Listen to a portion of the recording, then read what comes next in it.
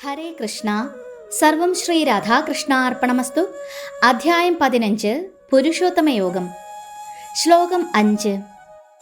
നിർമാനമോഹാജിതസംഗദോഷ അധ്യാത്മനിത്യാ വിനിവൃത്തകാമാഃ ദ്വന്ദ്വൈർവിമുക്താ സുഖദുഃഖസഞ്ചൈർ ഗച്ഛന്ത്യമൂഢാ പദമവ്യയം തത്.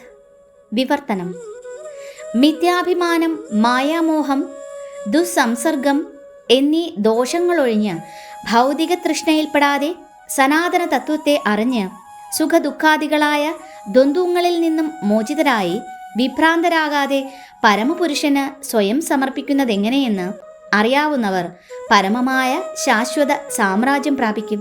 ഭാവാർത്ഥം: ആത്മനിവേദനത്തിൻ്റെ പ്രക്രിയയാണിവിടെ ഭംഗിയായി വിവരിക്കുന്നത്. ഒരാൾക്ക് ആദ്യമായി വേണ്ടുന്ന ഗുണമാണ് അഹംഭാവത്താൽ വിഭ്രാന്തരാകാതിരിക്കുക എന്നത്. പ്രകൃതിക്ക് അധീശൻ താനാണെന്ന ഗർവം വെച്ചു പുലർത്തുന്ന ബദ്ധജീവന് ഭഗവത് പാദങ്ങളിൽ സ്വയം സമർപ്പിക്കാൻ പ്രയാസം അനുഭവപ്പെടും. പരമാർത്ഥ ജ്ഞാനം വളർത്തിയെടുത്ത് താനല്ല ഭൗതിക പ്രകൃതിക്ക് അധീശനെന്ന് മനസ്സിലാക്കണം. പരമദിവ്യോത്തമ പുരുഷനാണ് പ്രകൃതിക്ക് അധീശൻ. അഹങ്കാരജന്യമായ വിഭ്രാന്തിയിൽ നിന്ന് മുക്തനായാൽ ഭഗവാനിലുള്ള ആത്മാർപ്പണം ആരംഭിക്കാൻ സാധിക്കും. ഈ ഭൗതിക ലോകത്തിൽ ഏതെങ്കിലും വിധത്തിൽ ബഹുമതി നേടാമെന്ന് എപ്പോഴും പ്രതീക്ഷിക്കുന്നവർക്ക് പരമപുരുഷനെ ശരണം പ്രാപിക്കാൻ സാധ്യമല്ല. മായയിൽ നിന്നുളവാകുന്നതാണ് അഹംഭാവം. ഇവിടെ വന്ന് കുറച്ചുനാൾ താമസിച്ച് വീണ്ടും പോകുന്നവർ ഈ ലോകത്തിലെ പ്രഭുക്കളാണെന്ന് സ്വയം ഭാവിക്കുന്നത് എന്തൊരു ഭോഷത്വമാണ്. ഇങ്ങനെ ഭാവിക്കുന്നത് കൊണ്ട് അവർ ഏതു കാര്യത്തിലും കുഴപ്പമുണ്ടാക്കുകയും എപ്പോഴും ക്ലേശിക്കാനിടവരുകയും ചെയ്യുന്നു. ലോകം ഈ തോന്നലിലാണ് സഞ്ചരിക്കുന്നത്.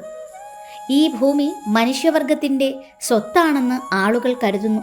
അങ്ങനെ തെറ്റിദ്ധരിച്ച് ഉടമാവകാശത്തിൻ്റെ പേരിൽ അതിനെ വിഭജിക്കുകയും ചെയ്യുന്നു.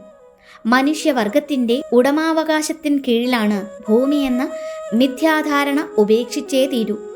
എന്നാൽ കുടുംബം, രാഷ്ട്രം, സമൂഹം എന്നിവയെ സംബന്ധിച്ചുള്ള മമതകളും തനിയെ നീങ്ങും.